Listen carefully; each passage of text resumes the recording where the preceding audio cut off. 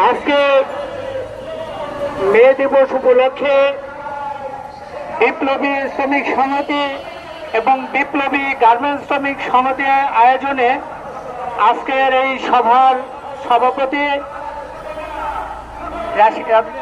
শ্রমিক সমিতির নারায়ণগঞ্জ জেলার সংগ্রামী শ্রমিক নেতা রাশিদা বেগম, উপস্থিত আছেন আমাদের বিপ্লবী ওয়ার্কার্স পার্টির কেন্দ্রীয় কমিটির এবং রাজনৈতিক পরিষদের অন্যতম নেতা কমরেড আবু হাসান টিপু, উপস্থিত আছেন আমাদের বিপ্লবী গার্মেন্টস শ্রমিক সংগঠনের নারায়ণগঞ্জ জেলার সংগ্রামী সভাপতি শ্রমিক নেতা শহীদুল আলম নান্নু, উপস্থিত আছেন নাসির ভাই, মোহাম্মদ আলী ভাই, আয়ব আলী ভাই এবং স্বাধীন ভাই এবং সাইফুল সরকার সহ রওশন ভাই সহ অন্যান্য নেতৃবৃন্দ। সংগ্রামী সাথী বন্ধুগণ, নেতৃবৃন্দ বক্তব্য রেখেছে, আর এই তীব্র রোদের মধ্যে আমার বক্তব্য দীর্ঘায়িত করব না। সংগ্রামী সাথী বন্ধুগণ, আজ থেকে শত বৎসরে অনেক উপরে এই ন্যূনতম মজুরি 8 ঘন্টা ডিউটি জন্য সেই আমেরিকা শিকাগো শহরে এই মার্কেটে তারা রক্ত রঞ্জিত হয়েছিল। তারা 1984 সালে একটা ফোন করেছিল যে তারা 86 সালের পর থেকে তারা আর 8 ঘন্টার বেশি কাজ করবে না। তাই তারা 2 বছর ধরে তারা সংগঠিত হয়েছে। সংগঠিত হওয়ার পর 86 সালের থেকে শুরু করে তারা আন্দোলন শুরু করেছিল। তখন সেই রক্তে রঞ্জিত হয়েছিল সেই শিকাগো শহরের হে মার্কেট চত্বর। তখন এই শ্রমিকের রক্তে যখন এই লাল পতাকা সেটাই হয়, আর তখন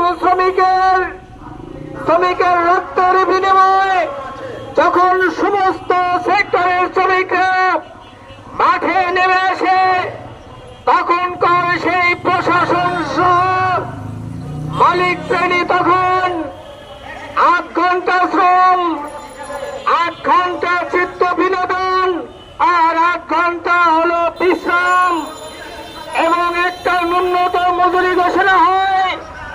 সেই ন্যূনতম মজুরি দিয়েছিল, তা দিয়ে 5 মণ চাল কিনেও সারা মাস তারা বাজারে ঘাট করে খেতে পারত।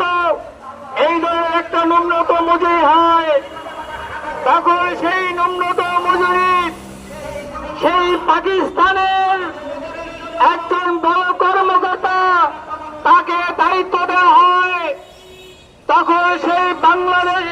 তখন সেই দেশে এসে তখন সে কিভাবে 5 মণ চাল, কোন টাকার 5 মণ চাল দিয়ে নির্ধারণ করলো। তখন সে বাসমতি চাল খেত।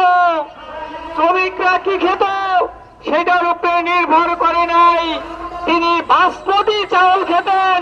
সেই বাসমতি চাল 5 মণ চাল কিনে তার সারা মাস যাতে খেতে পারে এমন একটা ন্যূনতম মজুরি ঘোষণা করেছিল। আজ থেকে 105 বছর 25 বছর হওয়ার পরেও এখন যে ন্যূনতম মজুরি ঘোষণা করেছে তা দিয়ে সারা মাস তো চলা দূরের কথা, 5 মণ চাল কেনার টাকা হয় না। বন্ধুগণ, আপনারা জানেন আমরা মজুরি দাবি দিয়েছিলাম 25,000 টাকা। তখন এই সরকার কি করলো? টকটকে তাজা রক্ত, সেই সরকার রক্ত পিপাসু সরকার তখন 4টা প্রাণ কেড়ে নিল। এই 4টা প্রাণের মধ্যে বিনিময়ের মধ্যে তারা 12 12,500 টাকা ন্যূনতম মজুরি ঘোষণা করলো বন্ধুগণ।